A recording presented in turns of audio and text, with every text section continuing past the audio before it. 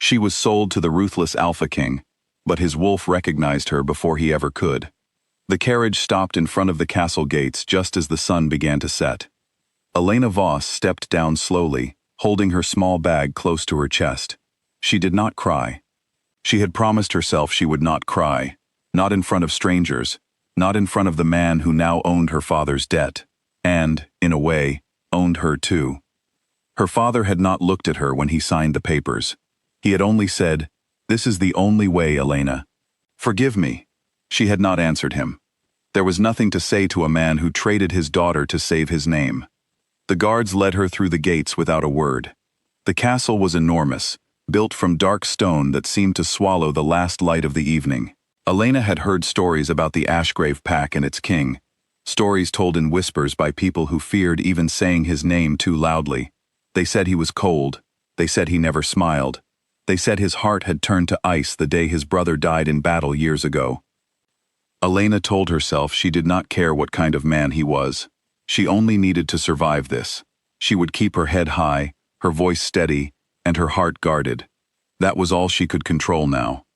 She was brought into a large hall where the king sat on a raised chair, his expression unreadable. King Roderic Ashgrave was younger than she expected, but his eyes held none of the softness of youth. He looked at her, the way a merchant looks at a new shipment of goods, noting her presence, nothing more. "This is her?" he asked one of his men, not even looking at Elena directly. "Yes, your majesty. The daughter, as agreed." Roderic nodded once. "Take her to the west chambers. See that she is fed and given proper clothing." That was all. No greeting, no welcome. Elena felt something twist inside her chest, but she refused to let it show. She lifted her chin and followed the servant who came to guide her away, leaving the king behind without another glance. What Elena did not know was that something inside Roderic had gone very still the moment she walked into the hall. It was not something he could explain with words. It felt like a silence falling over a storm, like a candle catching light after a long darkness. He had felt nothing like it before, not once in all his years as king. He told himself it meant nothing. He told himself it was simply exhaustion from the long day. But long after she had left the hall, the strange stillness remained inside him, quiet and unshaken. The days that followed were slow and careful. Elena kept mostly to herself, wandering the castle gardens when she was permitted, speaking little to anyone except Mira, the young servant girl who had been assigned to attend to her needs. Mira was kind in a way Elena had not expected to find in this cold place. "He is not cruel," Mira told her one afternoon, while helping Elena braid her hair. "The king, I mean. He is quiet. Some people mistake quiet for cruelty. He looked at me like I was a piece of furniture," Elena said. Mira smiled faintly but said nothing more. She had seen many things in that castle that she was not permitted to speak of. Elena did not trust kindness easily, especially not in a place like this, but little by little, she found herself observing the king more closely than she meant to. She noticed the way his shoulders tensed whenever his general, a serious man named Draven, spoke to him about pack matters. She noticed how his eyes would sometimes linger a moment too long on things that reminded him of loss. An old sword on the wall, a portrait in a quiet hallway. She told herself it did not matter to her. She was not here to understand him. She was here because her father owed a debt, and she was the payment. Still, when their paths crossed in the corridors, she found she could not stop herself from speaking her mind, even to a king who could have silenced her with a single word. "You could at least look at people when you speak to them," she told him one evening, when he passed her without so much as a glance, giving an order to a nearby guard. Roderic stopped and turned toward her, surprised that she had spoken at all. Few people dared to challenge him, least of all someone in her position. "You forget your place," he said, his voice low and even. "I have no place here," Elena answered. "I was given to you like a bag of coins. Forgive me if I don't act as grateful as you expect." For a long moment, Roderic said nothing. He studied her face, searching for the fear he expected to see, the fear that everyone else showed him. Instead, he found only steady defiance.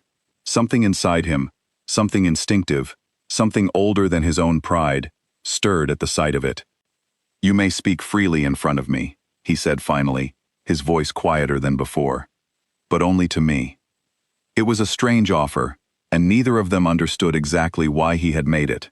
But from that evening on, small conversations began to pass between them. Brief, careful, and unexpected. Weeks passed. Elena noticed that Roderic often found reasons to walk past the gardens when she was there. He never stayed long, and he rarely said much, but his presence became a quiet, familiar thing, rather than something to fear.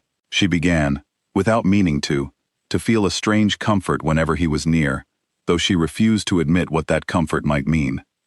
One night, during a routine patrol near the castle grounds, Roderic lost control of himself for the first time in years. Elena had gone out to the gardens alone, unable to sleep, and he had caught her scent from a distance. Before he could stop himself, the wolf inside him surged forward, with a force he could not fully explain, a recognition so powerful it staggered him. Mate. The word rose inside him like something ancient and undeniable. He had heard of the mate bond his entire life, the stories his father used to tell about a connection so strong it could not be denied or ignored. He had always believed such stories were exaggerated, meant only for weaker wolves who needed comfort in myths. But standing there, watching Elena in the moonlight, he understood, for the first time, that the stories were true. He did not go to her that night. He turned and walked away before she noticed him, his heart pounding in a way it had not pounded in years. The next morning, General Draven noticed the change in him immediately. "You seem distracted, Your Majesty." "It's nothing," Roderic said, though his voice lacked its usual certainty. Draven studied him carefully. "This has something to do with the girl." Roderic did not answer, which was answer enough. "A mate bond with a bought bride is dangerous," Draven warned. "Our enemies would see it as a weakness. They would use her against you the moment they learned of it." Roderic knew Draven was right. A king could not afford weakness, especially not one whose enemies were always searching for a way to strike. So he did what he believed was necessary. He began to pull away from Elena, distancing himself just as she had begun, without meaning to feel safe in his presence. Elena noticed the change immediately.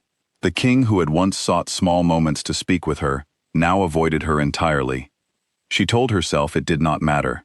She told herself she should be relieved. But somewhere inside her, a quiet disappointment took root, one she refused to examine too closely. Then, one evening, the castle was disturbed by an attack. A group of intruders from a rival pack had found a way past the outer guards, aiming to strike at the heart of Ashgrave power before it could grow stronger. Elena was in the east hallway when the alarm was raised, her heart pounding as she heard shouts and running footsteps echoing through the stone corridors. Roderic's control shattered the moment he sensed the danger near her. His wolf took over entirely, moving faster than thought, faster than caution. He reached her side before the intruders could, standing between her and the danger, with a fierce, immediate need to protect that overpowered every careful decision he had made in the weeks before. Elena watched, breathless, as the king fought to keep her safe, not with the cold, calculated authority she had seen from him before, but with something raw and urgent, something that looked, for the first time, like fear for another person's life, rather than fear of losing control. When the danger had passed and the intruders were driven from the castle grounds, Roderic turned to her, breathing hard, his eyes searching her face for any sign of harm. "Are you hurt?" he asked, his voice rough with worry he could no longer hide. "No," Elena said quietly. "I'm all right." For a long moment, neither of them spoke. The distance he had built between them over the past weeks seemed suddenly foolish, unnecessary, impossible to maintain. "I have not been honest with you," Roderic said finally. Elena waited, her heart beating quickly. "My wolf recognized you the day you arrived," he admitted. "Before I understood what it meant, before I was ready to accept it. I pulled away because I believed it made me weak. I was wrong." Elena felt something inside her chest loosen, a tightness she had carried since the day she first arrived at the castle. "You let me believe I meant nothing to you." "You never meant nothing," Roderic said. "You meant everything, long before I had the courage to admit it." Elena studied him carefully, searching his face for any trace of the cold king she had first met. She found none. Only a man who had spent years hiding behind duty and loss, finally choosing honesty over fear. "I was sold to you," she said quietly. "I never had a choice in coming here." "I know," Roderic said, "and I will not pretend that was right.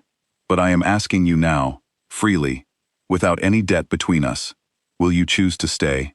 Not because of what your father owed, but because of what you feel, if you feel anything at all."